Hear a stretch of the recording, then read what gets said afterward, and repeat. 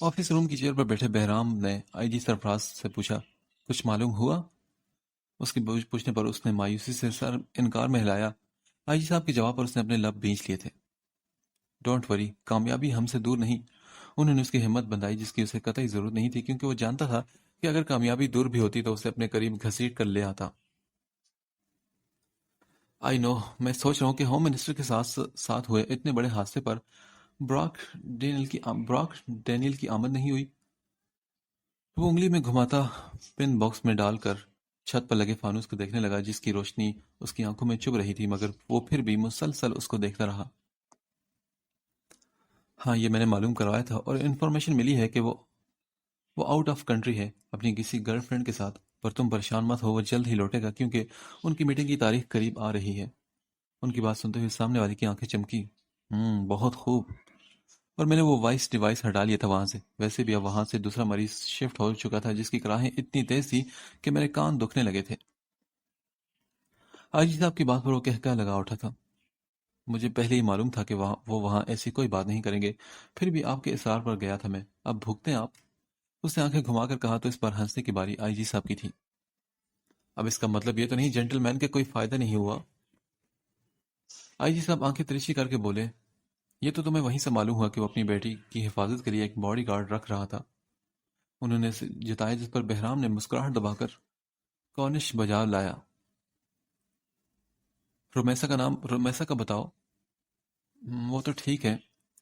اچھا، اور کام کیسا کر رہی ہے؟ کام تو اچھا ہے، پر ہمیں الرٹ رہنا پڑے گا اس کی طرف سے۔ بہرام کی بات سے متفق ہوتے ہوئے آئی جی صاحب نے سر ہلایا، پھر مزید کچھ ڈسکس کرنے کے بعد آئی جی صاحب خان مینشن سے نکل گئے۔ حارث صاحب بہزاد کے جانے کے بعد ہانیہ کے روم میں آئے تھے۔ وہ سکتے میں بیڈ پر بیٹھی اپنے ڈیڈ کا چہرہ دیکھ رہی تھی۔ ڈیڈ، آپ کو میرے لیے باڈی گارڈ کے طور پر یہی ملا تھا، لوفر گنڈا ٹائپ شخص؟ اب اسے میں اپنے ساتھ لے کر موو کروں گی؟ How this is possible dad? اس نے حیرت کی زیادتی سے چیخ کر پوچھا تھا۔ ہنی بیٹے، اس وقت میرا کسی پر اعتبار کرنا بہت مشکل ہو رہا ہے۔ میں ایسے کسی پر بھروسہ نہیں کر سکتا جس طرح آپ کے ساتھ ہوا، اور جس طرح مجھ پر اٹیک ہوا۔ ناممکن ہے کہ کوئی بھروسے والا شخص ملے جو آپ کی حفاظت کرے اور ہمارے مخالفوں سے چند پیسوں کے عوض نہ ملے۔ آپ نے دیکھا نہیں میرا ڈرائیور کیسے ہی میرا دشمن ثابت ہوا۔ اگر وہ مجھے مل جائے نا تو میں اس کا ایسا حال کروں گا کہ زندگی بھر یاد رکھے گا۔ حارث اب اسے سمجھانے لگے، پھر آخر میں ڈرائیور کی غداری پر غصہ ضبط کر کے بولے، ہاں تو کیا ڈیڈ وہ لفنگا ٹائپ بندہ آپ کے بھروسے کے لائق تھا؟ وہ کسی سے مل نہیں سکتا پیسوں کے لیے، حالانکہ وہ حلیے سے کوئی غنڈا لگ رہا تھا مجھے۔ ہانیہ پھر ناراضگی سے بولی تو حارث صاحب نے کہا، میری جان، آپ کے ڈیڈ نے مکمل تفتیش کے بعد ہی اس کا انتخاب کیا ہے۔ اس کے نہ کردار میں کوئی جھول ہے اور نہ ہی وہ حرام کھاتا ہے۔ وہ ایک سچا اور وفادار شخص ہے اور ہمیشہ حق کے لیے آواز اٹھاتا ہے۔ آپ ایک بار اپنے ڈیڈ کو موقع دیں، اگر کوئی بھی کوتاہی ہوئی تو اسے اسی وقت فارغ کر دیں گے، بلکہ پھر آپ جیسا چاہیں گی ویسی سزا دیجیے گا اسے۔ اوکے ڈیڈ کی جان۔ انہوں نے اس کا چہرہ اپنے ہاتھوں میں بھر کر محبت سے کہا تو ان کی ملتجی آنکھوں میں دیکھ کر وہ نہ چاہتے ہوئے بھی حامی بھر گئی۔ اوکے ڈیڈ، لیکن اگر اس نے میری مرضی کے خلاف کچھ کیا تو میں اسے سخت سزا دوں گی۔ وہ انتہائی لاڈ سے بولتی حارث صاحب کی گردن میں اپنی باہیں ڈال گئی تھی۔ حارث صاحب مسکرائے، اس کا سر تھپکا اور اس کا ماتھا چوم کر اوکے کر گئے۔ تو پھر کل سے آپ پر ساری پابندیاں ختم، اور اب آپ جائیں گے یونیورسٹی اور پھر سے اپنے فرینڈ سے ملیں گی۔ اب خوش ہیں نا آپ؟ انہوں نے مسکراتے ہوئے پوچھا تو وہ یا ہو کرتی یس ڈیڈ بولتی ان سے لپٹ گئی۔ کچھ دیر بعد انہوں نے فواز صاحب کو کال کر کے یہ ساری بات بتائی تو وہ بولے، ہانیہ کی پروٹیکشن کے لیے اسے رکھ کر تم نے اچھا کیا، مگر خیال رکھنا حارث کے ایسے ہی کسی پر یقین مت کرنا۔ فواز صاحب کی بات پر حارث صاحب نے بھی سر ہلا کر تائید کی تھی۔ کیا کہا تم نے کریم؟ گارڈ رکھا گیا اس کے لیے؟ سر بالکل، وہ بہت ڈر چکا ہے آپ سے۔ ڈرنا بھی چاہیے اسے، ابھی تو بہت ہے۔ گیم کے سٹارٹ ہوتے ہی منسٹر خرگوش بن چکا ہے۔ اس کے لہجے میں نفرت ہی نفرت تھی۔ کریم نے اس کے خوبصورت چہرے کو دیکھا تو وہ بولا، اوکے، نظر رکھنا ان پر، اور خاص کر ہانیہ خان پر۔ میں بھی تو دیکھوں کہ کتنی پروٹیکشن مہیا ہوتی ہے اسے کہ وہ بہرام کی پہنچ سے دور ہو جائے۔ وہ مسکراتے ہوئے انتہائی مذاقیہ انداز میں بولا تھا، اور ہاں، اس پر نظر رکھنا کہ کوئی آنچ اس پر نہ آئے کبھی بھی۔ وہ حکم دے کر میٹنگ کے لیے روانہ ہوا تو کریم سر ہلاتا وہاں سے نکلا تھا۔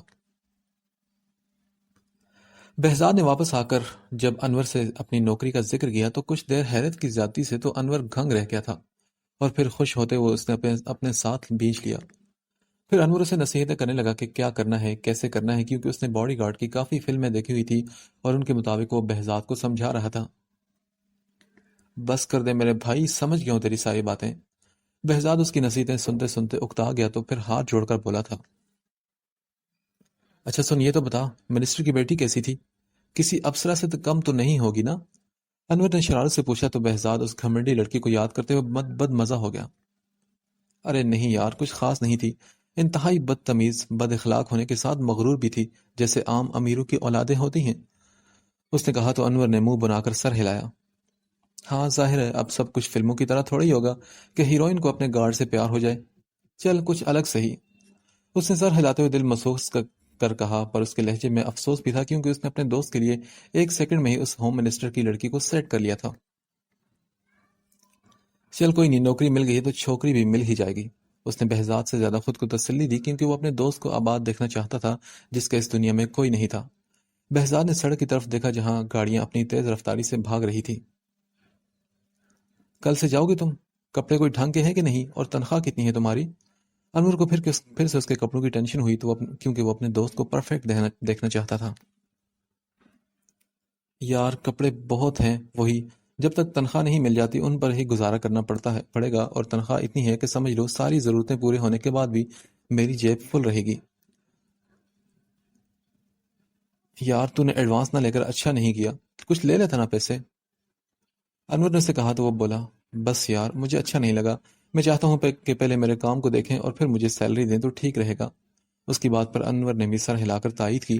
دونوں اس وقت ایک ہوٹل میں بیٹھے مووی دیکھنے کے ساتھ ساتھ باتیں بھی کر رہے تھے۔ سامنے ہی مین روڈ تھا جس پر کبھی کبھار بہزاد نظریں ڈال لیتا، اور پھر چھوٹی موٹی باتوں کے دوران مووی ختم ہونے پر وہ دونوں گھر کی طرف چل پڑے۔ صبح اس کی نوکری کا پہلا دن تھا اور انور کو کھوکے کے لیے جلدی اٹھنا تھا۔ مطلب میں سمجھ لوں کہ تو اب بھی بڑا آدمی بن چکا ہے؟ گھر کے راستے پہ چلتے ہوئے انور نے شرارت سے پوچھا، جس پر بہزاد نے نیچے پڑے پتھر کو شوز سے ٹھوکر مارتے اسے گھورا۔ بڑا آدمی تو ایسے کہہ رہے جیسے ہوم منسٹر نے نوکری نہیں بلکہ چھوکری دی ہو مجھے ابھی۔ اس بات پر انور نے بلند و بانگ کہکہا لگایا جس پر بہزاد سر کھجا کر رہ گیا۔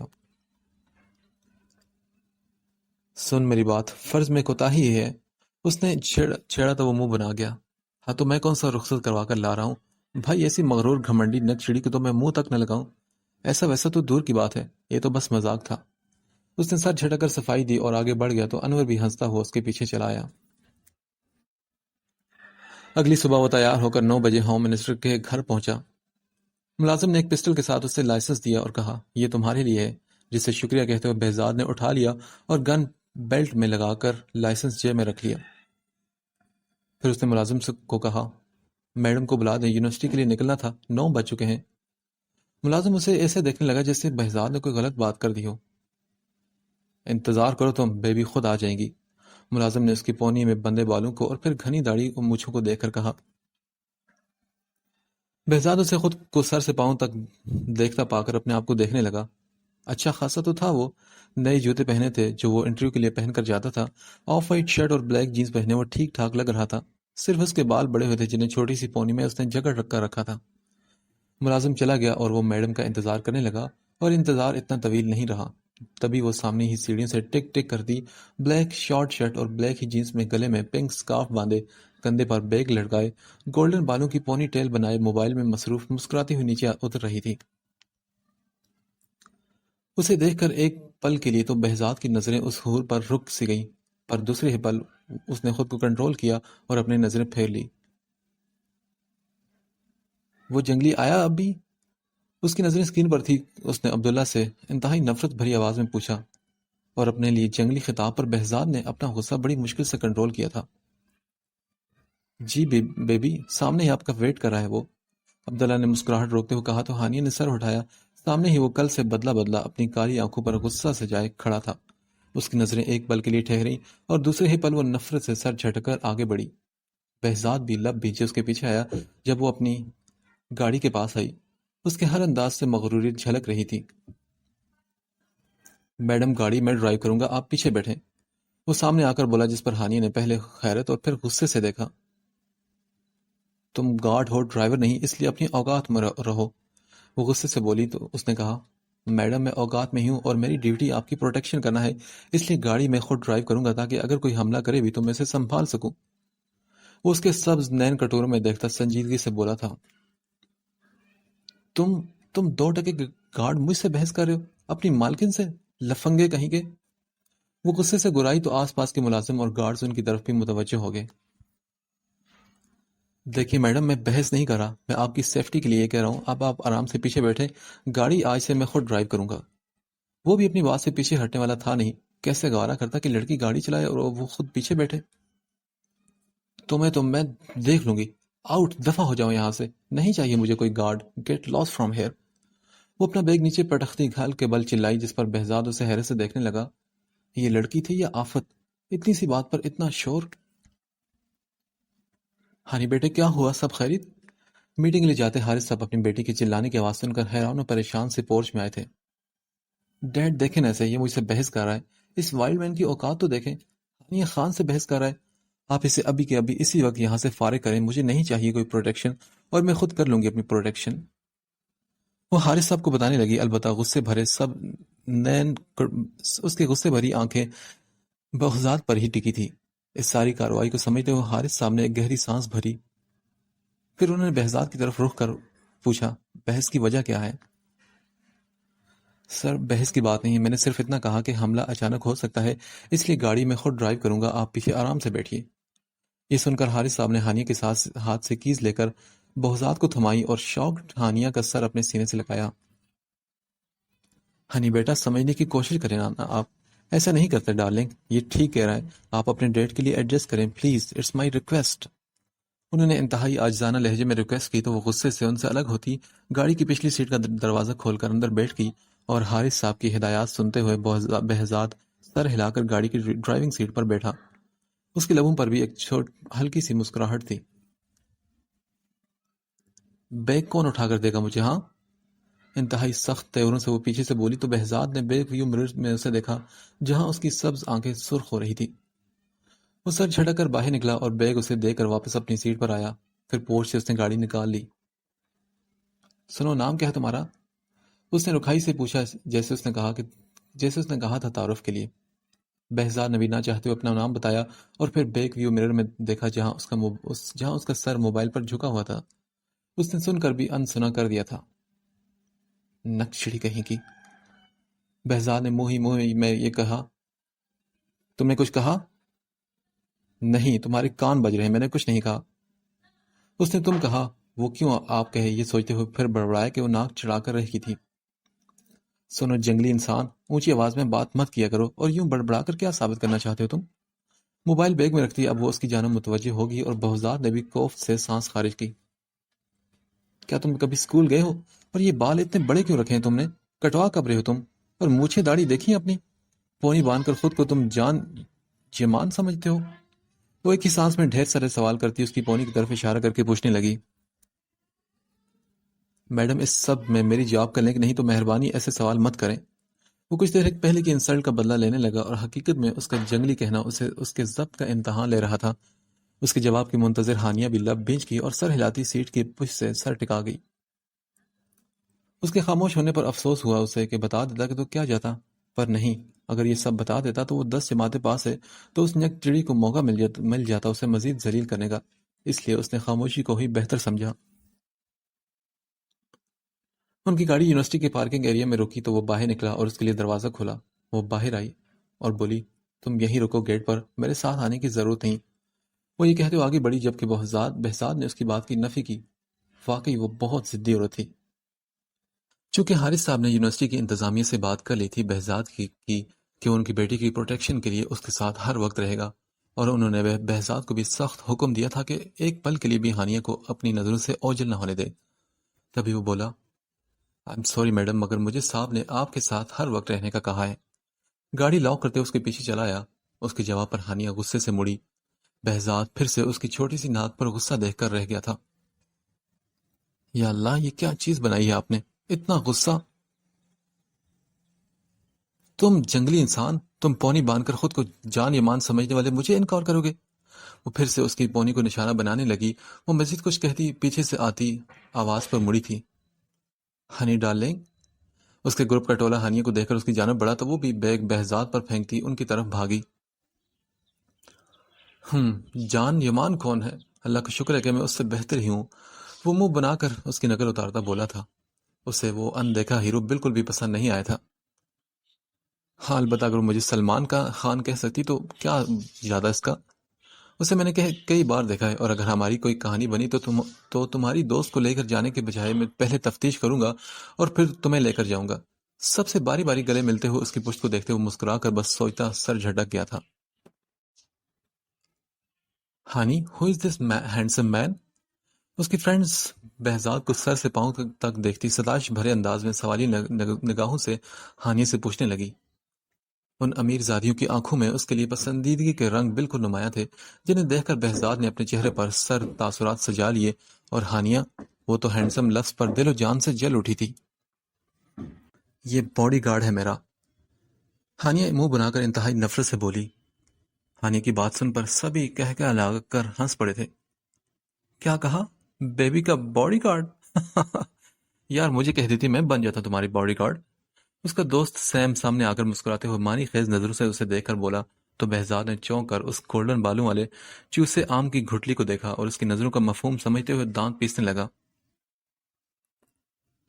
اور اگر واچ مین کی ضرورت ہے تو میرے روم کے لیے اگر پوری کر سکو تو آ جانا کل سے، چوسے آم کی گھٹلی۔ اس پاٹ لہجے میں سیم سے بولا، اور اس کی بات پر جہاں سب کا ہلا دینے والا کہکا پڑا وہیں سیم نے غصے سے اسے دیکھا تھا۔ تم باڈی گارڈ ہو تو باڈی گارڈ ہو، اور اپنی اوقات مت بھولو، میں چٹکی میں مسل دوں گا تمہیں، انڈرسٹینڈ؟ وہ سامنے آتے اپنے جسٹس باپ کا زوم دکھانے لگا۔ اس کے حلیے سے ہی بہزاد کو لگا تھا کہ ضرور یہ کسی امیر آدمی کی اولاد ہے۔ اگر اتنی ہمت ہے تو مسل کر دکھاؤ مجھے۔ وہ ہانیہ کا بیگ ہاتھ میں تھام کر سیم کی آنکھوں میں دیکھتا ہوا چیلنج کر کے بولا تھا۔ سیم اس کی کالی سرد آنکھوں کے تاثرات سے کچھ گڑبڑا گیا، اور اس کی باڈی کو دیکھ کر وہ کچھ زیادہ ہی اندر سے ڈر گیا تھا، اس لیے اس پر ایک غصے بھری نگاہ ڈال کر وہ ہانیہ کی جانب مڑا۔ ہانی تم اپنے گارڈ سے ہماری انسلٹ کروا رہی ہو؟ وہ اس پر بگڑا اور بہزاد اس کی بزدلی پر ہنسا تھا۔ ہے یو وائلڈ مین، لفنگے چیپ انسان، چپ کرو ورنہ ابھی تمہیں فارغ کر دوں گی۔ ہانیہ غصے سے اپنی دوست کی انسلٹ پر غرائی تو بہزاد اس کی سرخ رنگت کو دیکھ کر چپ کر گیا۔ پھر سیم اس پر ایک غصے بھری نگاہ ڈالتا ان کے ساتھ ساتھ اندر بڑھ گیا تو وہ بھی پیچھے پیچھے آیا۔ وہاں یونیورسٹی میں داخل ہوتے ہی اس نے سرسری سی نظر آس پاس کے ماحول پر ڈالی جہاں سب امیر لوگوں کی اولادیں پڑھنے ہوئی آئی تھی، کیونکہ غریب تو اس یونیورسٹی کی فیس کا سوچتے ہوئی فوت ہو جاتا۔ بہزاد کا دل کیا کہ یہاں ایک پل بھی نہ رکے، اسے یہ یونیورسٹی کم اور کلب زیادہ لگا۔ اس نے سب لڑکیوں کے آدھے کپڑوں پر نظر ڈال کر اپنی میڈم کو دیکھا تو شکر کا سانس بھرا کہ اس نے تو کم از کم پورے کپڑے پہنے ہوئے۔ خیر وقت جیسے تیسے گزر گیا، اسے معلوم ہوا کہ وہ یہاں پڑھنے کم دوستوں سے میل جول کرنے کے لیے زیادہ آئی تھی، اور یہ بھی اندازہ ہو گیا کہ اس کی دوستی سیم کے علاوہ کسی دوسرے لڑکے سے نہیں تھی، یہاں تک کہ کوئی ہیلو ہائی بھی کرتا تو وہ بری طرح اسے اگنور کر دیتی، جیسے اسے عادت ہو اس سب کی۔ جہاں جہاں وہ جا رہی تھی وہ بھی اس کے پیچھے پیچھے تھا۔ سب جدید دور کی ماڈرن لڑکیاں اسے اپنی پرشوق نظروں کے حصار میں لی ہوئی تھی۔ اسے یہ سب بڑا عجیب لگ رہا تھا۔ اگر کوئی کام کا دوسرا راستہ ہوتا تو وہ اس کام پر یہیں 2 حرف بھیج کر فوراً چلا جاتا۔ تبھی اس کی ایک دوست بولی، ہانی تم ہمیں پارٹی کب دے رہی ہو اپنی آزادی کی؟ جب تم لوگ چاہو مائی ڈیئر۔ وہ کینٹین میں ایک ٹیبل منتخب کر کے بیٹھ گئی تھی۔ بہزاد کو ایک سائڈ پر کھڑا رہنے کے لیے کہا تو وہ سر ہلا کر کچھ فاصلے پر کھڑا ہو گیا۔ کل یا پرسوں رکھ لو، آج رات مجھے اپنی دوست کی برتھ ڈے پارٹی میں جانا ہے۔ اس کی دوستانیاں بال جھٹک کر بولی تھی، البتہ اس کی نظریں بھٹک بھٹک کر بہزاد پر ہی جا رہی تھی۔ یار کل نہیں، کیونکہ کل مجھے ڈیٹ پر جانا ہے، پرسوں رات کو ڈن کر دو۔ سیم نے اپنا کردار ادا کیا تو کوف سے ہانیہ نے اوکے کیا۔ اوکے مجھے تم میں سے کوئی پارٹی کے لیے جگہ منتخب کر کے انفارم کر دے، اور جسے اپنے فرینڈز انوائٹ کرنے ہیں کر لے۔ پارٹی کو ڈیسائیڈ کرنے کے بعد وہ اپنے بوائے فرینڈز کی باتیں کرنے لگی اور ہانیہ خاموشی سے سنتی مسکرانے لگی۔ اس دوران تانیہ نے آنکھ دبا کر ہانیہ سے کہا کہ اپنے باڈی گارڈ کو بھی ساتھ لے آنا تو وہ مان گئی۔ ظاہر ہے ڈیڈ اس کے بغیر آنے بھی اسے نہیں دیں گے، یہ جانتی تھی وہ۔ پر اس کے انوائٹ کا مفہوم سمجھتے باقی کی فرینڈز کہہ لگانے لگی، مجھے نہیں لگتا کہ یہ سڑو جنگلی تمہارے ارادوں پر پورا اترے گا۔ ہانیہ نے نفرت سے ایک نظر گردن موڑ کر بہزاد پر ڈالی جو کب سے الرٹ کھڑا تھا اور آس پاس موجود سب لڑکیوں کی نظروں کے حصار میں تھا، جیسے ان لڑکیوں نے کبھی کوئی جنگلی انسان دیکھے ہی نہ ہو۔ بہزاد الرٹ کھڑا آس پاس کے ماحول کو اپنی زیرک نگاہوں میں لیے ہوئے تھا. پھر وہ اپنی میڈم کے دیکھنے پر قریب آیا. میڈم کوئی کام ہے؟ وہ سمجھا کہ شاید اسے کسی چیز کی ضرورت ہے. نہیں، واپس اپنی جگہ پر جاؤ، اور ذرا بھی یہاں سے وہاں ہوئے تو ابھی کبھی تو میں رفع دفع کر دوں گی. And go now. وہ غصے سے حکم دیتی بولی تو بہزاد سر ہلا کر چلا گیا. البتہ اس آم کی کھٹلی سیم کے طنزیہ مسکرانے پر اور اس نکچڑی کے لہجے پر اس نے مٹھیاں ضرور بینچی تھی غصے سے. ہوٹل کے روم میں اس وقت ہادی اور اس کی ہارٹ بیٹ رومیسا موجود تھے، اور ہادی کے سرپرائز پر آئینے میں رومیسا اپنے گلے میں پہنے ڈائمنڈ کے نیکلس پر انگلیاں پھیرتی حیرت اور خوشی کے ملے جلے احساس سے بولی، کیا یہ سچ میں میرے لیے ہادی؟ یس، یہ تمہاری اس نازک اور خوبصورت گردن کے لیے ہے. ہادی نے پیچھے سے اسے اپنے حصار میں لیا اور اس کی گردن پر محبت بھرا بوسہ دیا. وہ اس اچانک افتاد پر گڑبڑا کر فوراً اس کے حصار سے نکلی تھی. یہ کتنے کا ہے ہادی؟ یہ تو بہت مہنگا لگ رہا ہے مجھے. خود کو سنبھالتی وہ مسکرا کر پوچھنے لگی تو ہادی اس کے گریز پر مسکراتا ہوا اس کے سامنے اپنی پینٹ کی جیبوں میں ہاتھ پھنسا کر کھڑا ہو گیا. یہ تو تمہارے سامنے کچھ نہیں میری ہارٹ بیٹ، میں تو تم پر خود کو بھی وار دوں. اچھا بس کرو. وہ کھلکھلا کر ہنسی اور وہ اس کی کھنک دار ہنسی میں ہمیشہ کی طرح کھو گیا. یو نو ہارٹ بیٹ، تمہارا یہ شرمانا مجھ سے بھاگنا یہی میری جان نکال دے گا. اس نے محبت سے چور لہجے میں کہا تو اس کی پلکیں لرز کی اور وہ دلچسپی سے اس کی اٹھتی گرتی پلکوں کا رقص دیکھنے لگا. کیا میرے علاوہ کسی اور کو بھی یہ کہا ہے آپ نے ہادی؟ وہ پوچھنے لگی تو ایک پل کے لیے وہ ٹھٹکا اور پھر غصہ ہوا. یہ میرے خالص جذبے صرف تمہارے لیے ہیں اور ہمیشہ تمہارے رہیں گے. تمہارے علاوہ آج تک میں نے کسی کو ایسی نظروں سے نہیں دیکھا جیسے تمہیں دیکھتا ہوں. وہ غصے سے اسے بازو میں جکڑ کر بولا. اس کی سی کرنے پر اس کا بازو چھوڑ کر اس نے خود کو سنبھالا. اس کے معصوم چہرے کو ہاتھوں کے پیالوں میں بھر کر اس نے سوری کہا تو اپنی نم نظریں جھکا گئی. رومیسا سے اس کی ملاقات ایک فلاور شاپ میں ہوئی تھی جہاں وہ کام کرتی تھی. وہ ایک غریب گھر کی بیٹی تھی اور گھر میں صرف اس کی ماں تھی جو بیمار اور دوائیوں کی وجہ سے بستر پر لگی ہوئی تھی. ایک دفعہ ایک دوست کی عیادت کی گھر سے وہ فلاور خریدنے کے لیے اس چھوٹی سی شاپ پر آیا تو وہاں اسے دیکھا. اس خوبصورت سی معصوم لڑکی کی نظروں نے اس پر ایسا وار کیا کہ ایک بار نہیں، دن میں کئی بار اس سے بلا وجہ ہی فلاور خریدنے چلا آتا. اس دوران اس نے رومیسا کی مکمل معلومات بھی حاصل کر لی تھی. اس کی غربت تو اس کے حلیے سے ہی عیاں ہو جاتی تھی. رومیسا بھی جیسے اس کی عادی ہونے لگی، جس دن وہ ذرا سے لیٹ ہوتا تو اگلی ملاقات پر وہ نامحسوس انداز میں اس سے شکوہ کر دیتی تو وہ اس کی بے چینی پر ہنس دیتا. ہادی کو معلوم ہی نہ ہوا کہ وہ کب اس کے دل میں بلا اجازت اتر گئی اور وہ انجان ہی رہا. ایک دن ایک لڑکے کو اسے چھیڑتے ہوئے دیکھا تو اس کے اندر ایسی آگ بھڑکی کہ وہ اپنے دوستوں کا خیال کیے بغیر اس لڑکے کا پر قہر بن کر ٹوٹا اور اس کا برا حال کر دیا. اس دوران رومیسا کونے میں دبکی روتی رہی اور کھڑی رہی اور ہادی اپنے ناک سے نکلتے خون کو صاف کرتا اس کے سامنے آیا. پھر وہاں سے ایک گلاب اٹھا کر دو زانوں بیٹھ کر اس نے اسے پروپوز کر کے سب کو حیران کر دیا. اور رومیسا بھی کتنی دیر خالی خالی نظروں سے اسے دیکھتی رہی. پھر اچانک ہی وہ ارد گرد موجود لوگوں کی پرواہ کیے بنا نیچے اس کے پاس بیٹھ کر اس سے پھول جھپٹتی بے تحاشا روتے اس کے گلے لگ گئی.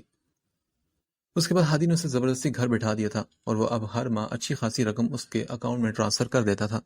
اس کے سارے اخراجات، خواہ وہ ماں کی دوائی کا خرچہ ہو یا گھر کے راشن کا، وہ سب ہادی نے اپنے ذمہ لے لیے تھے. ہادی میں اب چلتی ہوں، کافی دیر ہو چکی ہے، اماں انتظار کر رہی ہوں گی. ہادی جذبات میں بہکتا اس کے چہرے پر جھکا تو رومیسا گھبرا کر پیچھے ہوتے بولی تھی، کیوں یار، تم تو بہت بورنگ ہو. میرے جذبات کی کوئی قدر نہیں تمہیں.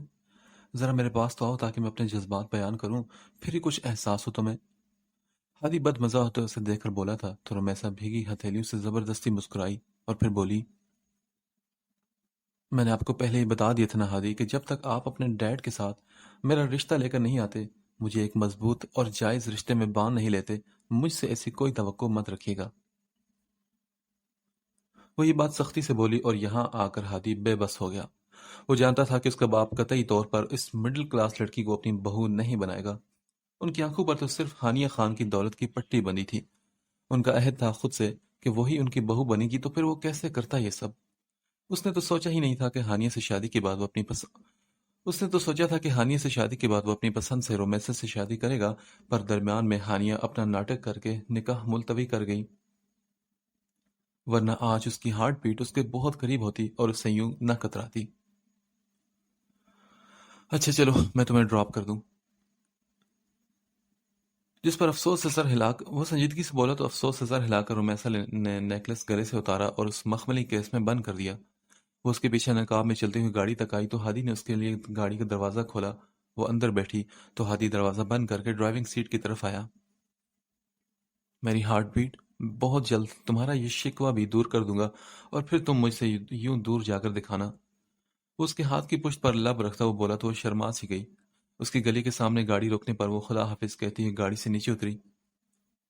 کیا تم گفٹ نہیں لوگی؟ آپ نے دیا ہی نہیں تو؟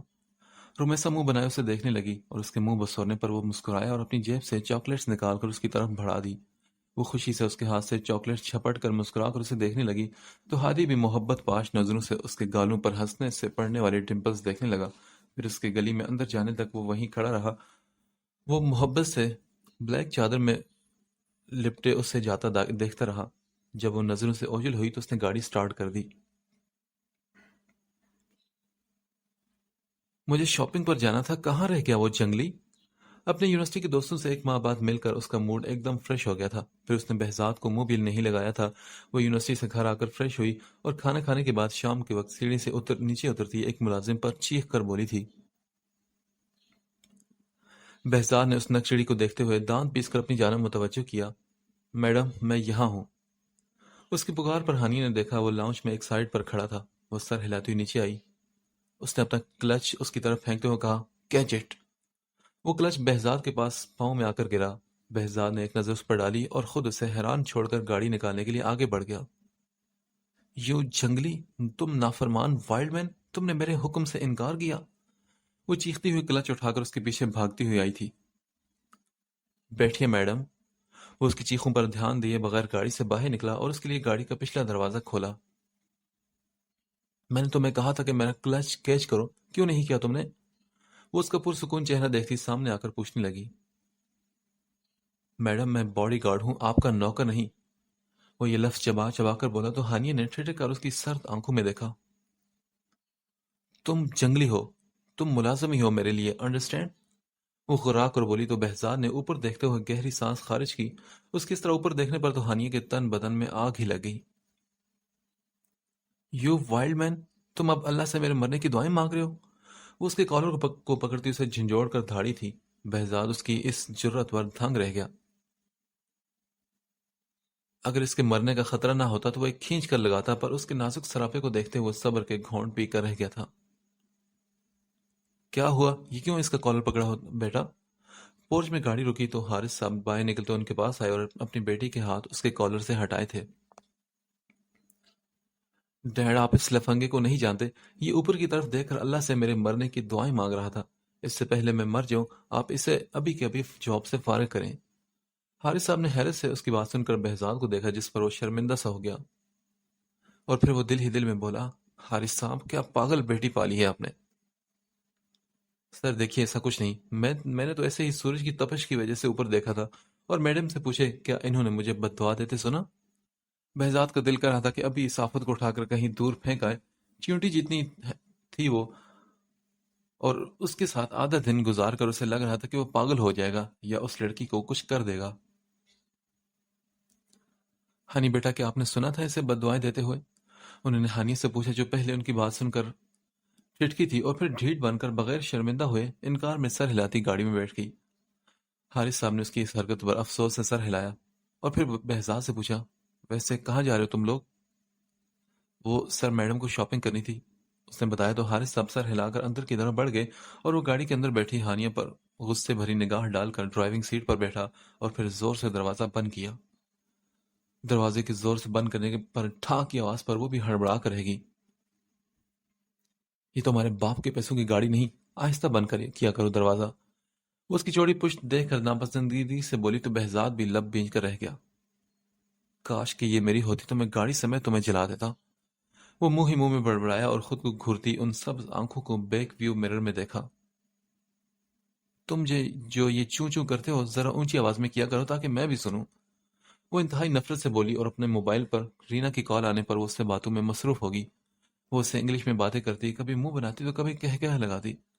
لفظ وائلڈ مین پر بہزاد سمجھ گیا کہ اس کا ہی ذکر خیر ہو رہا ہے۔ دوسری طرف سے کچھ کہنے پر وہ کہہ لگا اٹھی تھی۔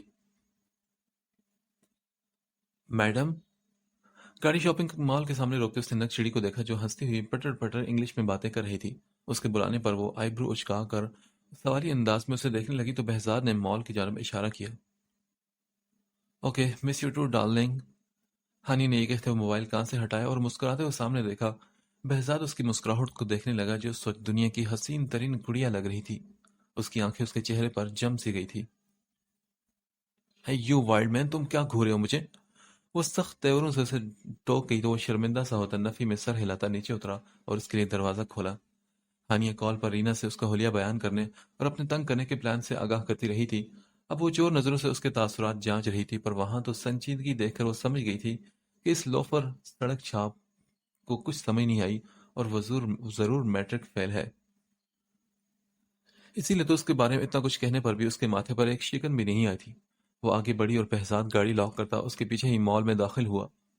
वो लड़की इतनी चालाक थी कि 2 घंटे उसे अपने पीछे घुमाती, उसे बैग पकड़ाती, ये वाजे कर रही थी कि देखो तुम मुलाजिम ही हो। एक शॉप पर पहुंचकर हानी ने से पूछा, क्या तुम मेरे जूते का साइज जानते हो? बहजाद ने उसके गुरूर भरे अंदाज को देखा और फिर कहा, मैडम मैं बॉडी गार्ड हूँ, पर्सनल गार्ड नहीं। वो सर्द लहजे में बोलता आसपास गहरी निगाहें डालने लगा जो उससे पूछकर फिर से अपने लिए हील्स पसंद कर रही थी। बहजाद के जवाब पर वो पलटकर उसे देखने लगी और जब से गहरा सांस भरकर एक खूंखार नजर उस पर डालती वापस मुंह मोड़ गई थी। शुक्र है कि कुछ हजम भी करती है, उसने उसके कबूतर जैसे सफेद पांव पर नजर डालकर सोचा। अपनी शॉपिंग मुकम्मल करने के बाद वो बहजाद को बैग्स थमाती वापस जाने के लिए लिफ्ट में दाखिल हुई तो उसके पीछे ये बहजाद भी दाखिल हुआ। लिफ्ट खाली देखकर वो वापस अपने खूंखार बने लहजे में उससे बोली, अब बताओ पर्सनल गार्ड से क्या मुराद थी तुम्हारी? पहले आप बताइए कि आपके जूते का साइज पूछने से क्या मुराद थी? वो भी उसे देखकर गुस्से से बोला था। मैं तो तुम्हें तुम्हारी औकात दिखा रही थी। उसे जवाब देकर उसे आग लगाती वो खिलखिलाकर हंसी तो बहजाद ने अपने सामने खड़ी उस गुड़िया के चमकते दांतों को देखा। कसूर तुम्हारा नहीं, तुम्हारे सारा नशा नशा तुम्हारे बाप के पैसों का है। वो फिर मुंह में बड़बड़ाया और उससे नजरें हटाकर सामने देखने लगा। देखो तुम जे ये मुंह में कुछ कहते हो, इससे तुम मुझे मुझे और भी जहर लगते हो। वो गुस्से से ये कहकर मुड़ी और उसके सामने खड़ी हो गई। बहजाद ने खामोश मुस्कुराती नजर उसके गोल्डन बालों पर डाली और सर झटक कर लिफ्ट से बाहर निकलते हुए गाड़ी में जा बैठा। सारा दिन उस नकचिड़ी के पीछे घूमते और खड़े रहने से उसका बदन थक कर टूट फूट सा गया था। कभी इतनी मेहनत मशक्कत वाला काम जो उसने नहीं किया था। वो अब घर पहुंचकर एक लंबी तान कर सो जाना चाहता था। मोहल्ले में दाखिल होते अनवर को अपने कमरे के सामने मुंतजर पाया तो मुस्कुरा दिया। हाँ तो बताओ बॉडीगार्ड, कैसा रहा तुम्हारा पहला दिन? बस अच्छा रहा यार। उसने मुस्कुराकर जवाब दिया तो अनवर मुतमईन हो गया। लंबी लंबी फेंकने वाला बहजाद तो नहीं चाहता था कि उसे बताए कि कैसा दिन गुजरा। सारा दिन उस लड़की की बेइज्जती बर्दाश्त करते आखिर में खुद को मारने के प्लान खुद ही सोचने लगा था कि कैसे गाड़ी किसी चीज से टकरा कर खुद भी मर जाए और उस आफत का भी मुंह बंद कर दे। खाना खाया? बहजाद ने शॉपर में पैक किया खाना अंदर लेकर आते हुए अनवर से पूछा। हाँ खाना तो खा लिया, अब तू आराम कर, फिर सुबह जाना है, खोखे पर तफसील से बात होगी। वो ये कहकर चला गया और बहजाद गहरी सांस भरकर दरवाजा बंद करके बेड पर जा बैठा। हादी एक बात बताओ, तुमने अकाउंट से इतनी अमाउंट निकालकर खर्च कहाँ की है? फवाद साहब लाउंज में बैठे हादी के सर पर जा पहुंचे और मोबाइल सामने करते वहां 50 लाख की अमाउंट निकालने के नोटिफिकेशन पर घूर कर उससे सख्ती से पूछने लगे। डैड मुझे कुछ जरूर पड़ गई थी। वो मोबाइल स्क्रीन पर सरसरी नजर डालकर लापरवाही से बोला। उसके लापरवाह अंदाज पर फवाद साहब भड़क उठे। ऐसी कौन सी जरूरत थी? अभी एक हफ्ता पहले ही तुमने 3 लाख निकाले थे और आज 50 लाख? कि अभी से खुद को तुम अरबों के नवाब समझने लगे हो? वो उसके सर पर खड़े गुस्से से बोले तो हादी ने एलईडी टर्न ऑफ की। इंशाल्लाह मैं जल्द ही बन जाऊंगा और आपके सारे पैसे लौटा दूंगा। ये किसी का मुंह बंद करवाने के लिए निकाले थे। उसकी बात पर गुस्से से भरे फवाद साहब हैरान हुए थे। किसका मुंह बंद करवाना था? डैड वही कॉल्स का। वो सर झटक कर कहता फवाद साहब को गहरी सांस भरने पर मजबूर कर गया। फिर भी थोड़ा हाथ तो हल्का रखो। अभी हम इतनी बुलंदियों पर नहीं पहुंचे जितने पैसे तुम उड़ाते हो, और अब तुम्हें कोई कॉल आए तो कह देना कि मुझसे राब्ता करे। वो ये कहते हुए सोफे पर बैठे तो हादी ने पूछा, डैड आप गए गए थे बहराम मलिक से मीटिंग के लिए, क्या बना, क्या मिले उससे? ہادی کے پوچھنے پر فواز صاحب کو وہاں انتظار میں گزارے ہوئے چند گھنٹے یاد آئے، اور جب آخر میں مینیجر نے روکھے ہوئے لہجے میں بار بار ڈسٹرب نہ کرنے کا کہا تھا وہ بھی یاد آیا، تو انہوں نے بیزاری سے کہا، ہاں میں گیا تھا۔ اچھا پھر کیا ہوا ڈیڈ؟ آئی ایم شور وہ ٹینڈر ہمیں دے رہا ہوگا نا؟ ہادی نے ایکسائٹڈ ہو کر پوچھا تو وہ بولے، نہیں، اس کے مینیجر نے کہا کہ بار بار ڈسٹرب نہ کرو، اور اگر ٹینڈر دینا ہوا تو آپ کی کمپنی کو کال کر کے آپ کو بلا لیں گے میٹنگ کے لیے، اور یوں منہ اٹھا کر روز مت چلے آیا کرو۔ انہوں نے ضبط کرتے ہوئے بتایا تو ہادی غصے میں آ گیا۔ ڈیڈ کیا بہرام ملک نے آپ سے یہ کہا؟ اس کی ایکسائٹمنٹ کی جگہ اب غصے نے لے لی تھی۔ نہیں، اس کے مینیجر نے۔ چھوڑو اب ان کی باری ہے، کرنے دو۔ ویسے بھی مجھے یقین ہے کہ اپنے باپ ظفر ملک کی اعلیٰ شخصیت کا منہ بولتا ثبوت بہرام ملک نے ایسا کچھ نہیں کہا ہوگا، یہ سب اس کے مینیجر کی بک بک تھی۔ وہ بہرام کی سنجیدہ شخصیت کو یاد کرتے ہوئے بولے تو ہادی بھی لب بھیج کر رہ گیا۔ انکل، آپ کو پتا ہے ڈیڈ کے انکل نے ہانیہ کے لیے باڈی گارڈ رکھا ہے؟ سیم نے بتایا کہ سارا دن چپکا رہتا ہے اس کے ساتھ۔ ہاں بتایا تھا حارث نے۔ اچھا کیا، کسی دوسرے بہانے سے تو بچ جائیں گے کہ پھر اس کی لڑکی اغوا ہوگی اور اب ہادی بیٹے کی شادی کسی دوسری لڑکی سے کروا دو۔ فواد چوہان کے کہنے پر ہادی نے بھی سمجھتے ہوئے سر ہلایا تھا۔ تو پھر آگے کا کیا سوچا ہے تم نے؟ ظفر صاحب نے اسے پوچھ کر کافی کا کپ منہ سے لگایا۔ بہت کچھ ڈیڈ۔ انہیں اس کے تاثرات بہت کچھ سمجھا گئے تھے، پر وہ پھر بھی اس کے منہ سے سننا چاہتے تھے۔ مثلاً بتاؤ نا مجھے کیا سوچا ہے؟ مثلاً یہ کہ ڈیڈ، فواد چوہان کی بربادی۔ وہ یہ کہتا ان کے پاس آ کر صوفے پر بیٹھا۔ تو کیا تم ٹینڈر فواد چوہان کو دے رہے ہو؟ جی بالکل ڈیڈ، دے رہا ہوں۔ کوئی دوسرا راستہ چنو بہرام، اس طرح تم سب کی نظروں میں آ جاؤ گے۔ انہوں نے اپنا خدشہ بیان کیا جس پر بہرام نے ان کی طرف دیکھا۔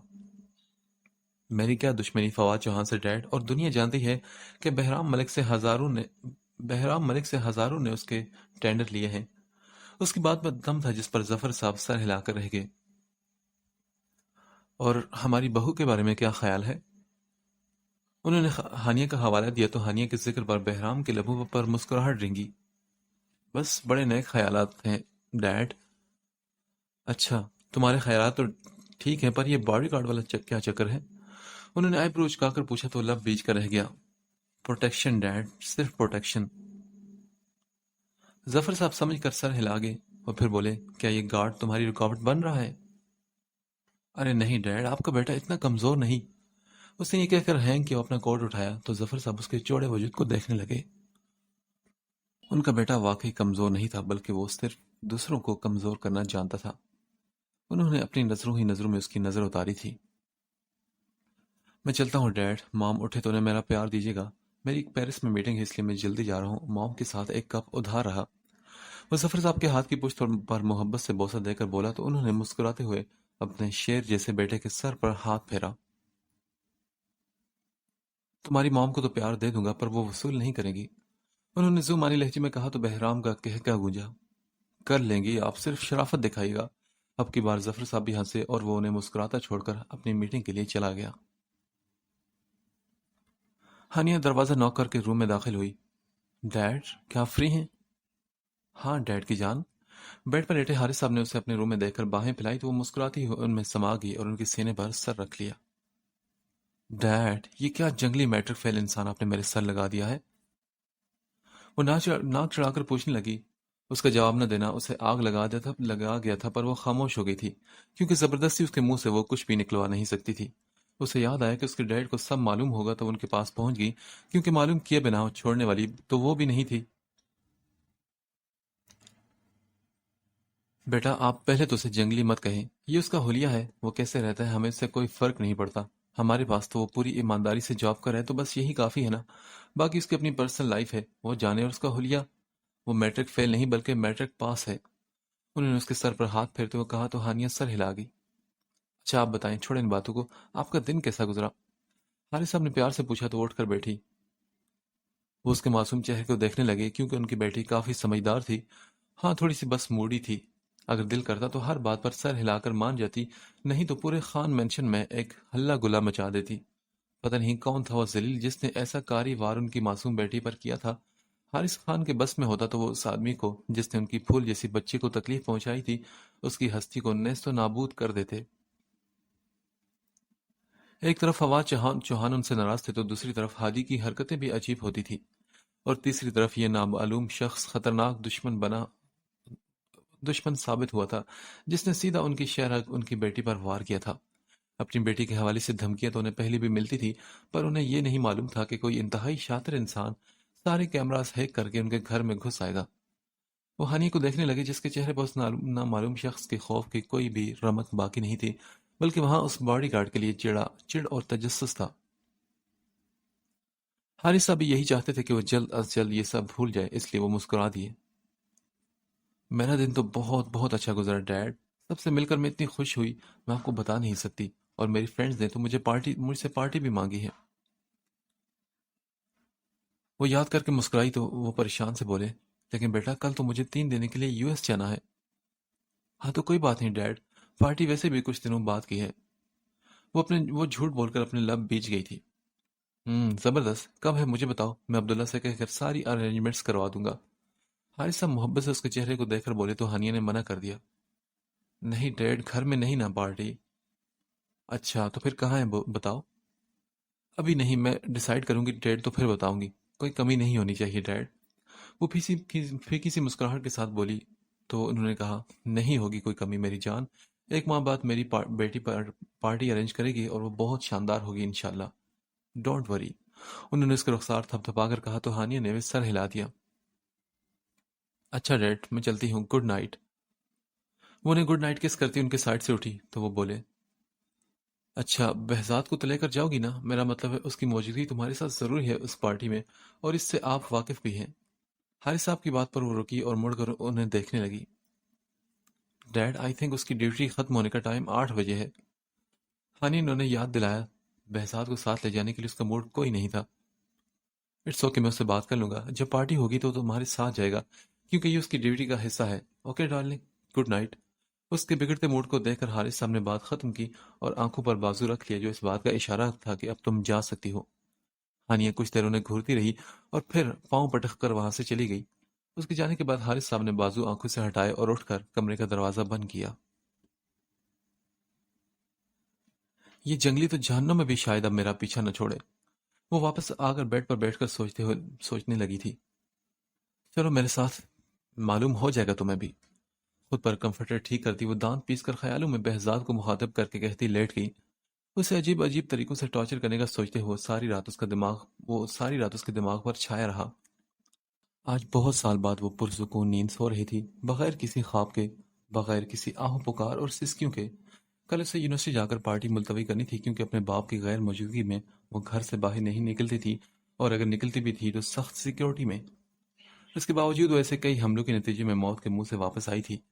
موت کی خواہش تو وہ بہت کرتی تھی، پر جب موت سامنے آتی تو ایک انجانا سا سایہ اسے جیسے اپنی طرف کھینچ لیتا تھا، اسے اپنی آغوش میں لے کر ایسی خواہش کرنے سے باز رکھتا تھا جیسے اس کا بیری کہہ رہا ہو کہ ایسا مت کرو۔